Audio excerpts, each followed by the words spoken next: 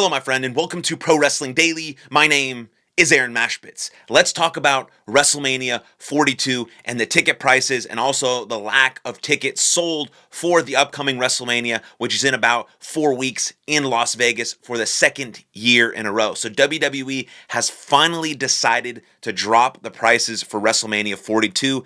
Tickets from the previous cheapest standard ticket being $254 for night 2 are now down to $177, and night 1 has also dropped from $228 to $177. So I think this is finally a smart move from WWE because WrestleMania should be available to all people that want to attend this event. I think WWE made a mistake by going back to the same place the second year in a row, because a lot of wrestling fans use WrestleMania as their one big travel for the year, and they plan their year around it. They spend a week there, they go all the events and the sightseeings and all these types of things, and it doesn't make a lot of sense to spend that much money if you're going to go to the same place you did last year. Now, of course, it's been in many cities multiple times, but there's years in between those dates, so fans get to experience new things when they go to those new cities for the first time. And so going to Las Vegas in back-to-back years, I think really hurt WWE because, again, all they cared about was the bottom line, how much money Las Vegas gave them, or whatever the case may be. They should have stuck with going to New Orleans again. And then I can't also even believe that WrestleMania is going to be in Saudi Arabia. I can't imagine all the cool things that surround WrestleMania, independent shows and WrestleCons and all these conventions and so many wrestlers and fans all in one place is what makes WrestleMania and WrestleMania week so cool for a wrestling fan. And I don't imagine that's going to happen as much in Saudi Arabia, but maybe I'm wrong. Maybe everyone travels to the Middle East. I have no idea. But again, going to Las Vegas in back-to-back years was a mistake, and you saw that in the ticket sales were very, very down, and they were very expensive on top of that. So it's a good move finally from WWE to lower those ticket prices. So hopefully more fans feel inclined to want to show up. But also what makes fans more inclined to want to show up to a WrestleMania is the storylines, is the wrestlers, is the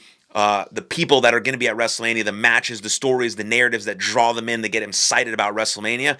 And, to be honest, there's not a ton to be excited about in terms of storylines. Yes, CM Punk and Roman Reigns are picking it up.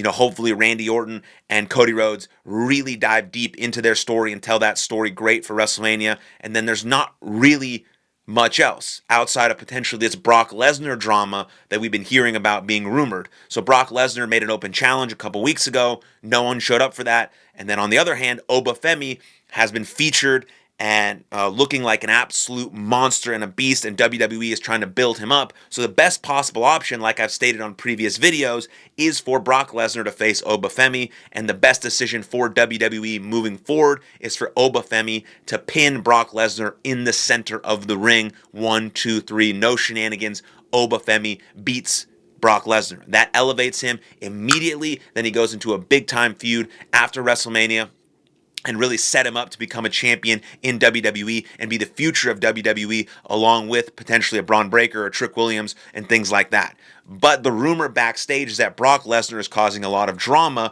because he's refusing to lose to whoever he faces at WrestleMania. Now, it's most likely, hopefully, going to be Obafemi. And so if he refuses to lose to Obafemi, that really, really throws a wrench in the plans for Triple H and what they have moving forward for Obafemi. I don't think you actually do that match if you have Obafemi lose. I just don't see that being the case. He doesn't need to lose that early in his WWE career. Like, when someone beats Obafemi, it should be a big fucking deal. Another way to build another star would be to beat someone like Obafemi, who maybe goes undefeated in WWE for like a year, and you have him do that, kind of like a Goldberg situation in WCW. Not exactly like that, but you understand sort of my point there. And so if WWE can't come to terms with Brock Lesnar about Brock Lesnar losing to Obafemi at WrestleMania 42, I think they have to move in a different direction. The two rumored matches for Brock Lesnar at WrestleMania were LA Knight and Obafemi. I think LA Knight is going to be doing something with the vision in that regard, and with the Usos potentially at WrestleMania. So it looks like Obafemi is the guy, but he has to win that match if you really want to cement him moving forward as a big time player in WWE. They've tried to really build up Gunther in WWE, and they've done a good job. We're still unclear about what's going to happen with Gunther at WrestleMania. Will he be wrestling and fighting Rey Mysterio? Will Rey Mysterio be fighting for Dragon Lee's honor? And then will Gunther retire Rey Mysterio at WrestleMania? I don't know, but that needs to be solidified very soon because Gunther is a big time player in WWE and needs a big time match. And so if you want to build around someone like Obafemi and Brock Lesnar and Trick Williams, they need big time wins in big time situations that give them the stature and the momentum and the credibility to eventually become champions of WWE, to become the next Cody Rhodes and Roman Reigns and John Cena's of the WWE, because all the top stars right now in WWE, Cody Rhodes, CM Punk, Roman Reigns, Randy Orton, Gunther, Drew McIntyre, are old. They're not going to wrestle forever. Maybe they have another 4 or 5 years potentially. And so you need to be building up stars for the next 4 or 5 years so those guys can take over and then the cycle continues. And so Brock Lesnar must come to terms and do business, and he must lay down for Obafemi for the 1, 2, 3. They can have an absolutely banger match. Brock Lesnar is one of the best to ever do it. Obafemi is one of the best young stars we've ever seen. He's not young, but he's a young star in WWE. And the best move forward for WWE is for somehow to convince Brock Lesnar that this is best for business, that he has to lose, and he has to lay down for Obafemi. Give them 15, 20, 25 minutes to go back and forth, German suplexes, clotheslines,